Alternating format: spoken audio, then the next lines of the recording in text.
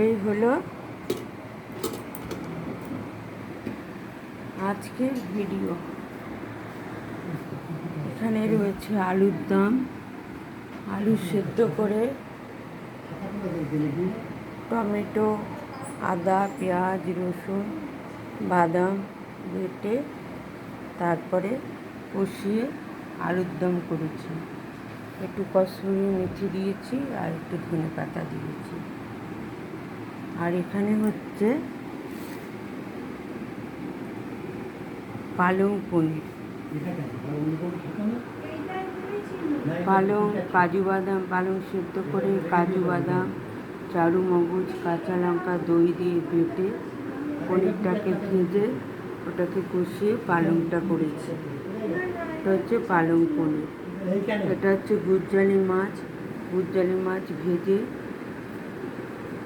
ধনে পাতা, ধনে, জিরে, লঙ্কা, হলুদ দিয়ে কষিয়ে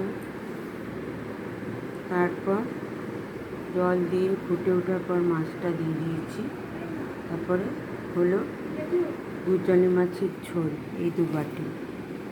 আর এখানে রয়েছে পালং পনির, এই যে 2টো পালং পনির। আর আলুর দম দেখালাম, কিন্তু আলুর দম। আর এইটা হচ্ছে কাঁকরোল আর আলুর পুর। সেদিনের পুরটা বেঁচে গিয়েছিল।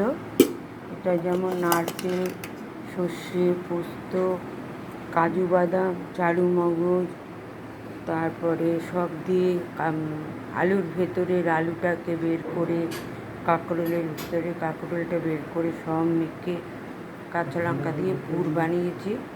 তারপরে ভেতরে ঢুকিয়ে এই করে বেসনে চুবিয়ে ভেজেছি। এই যে ভাজাগুলো,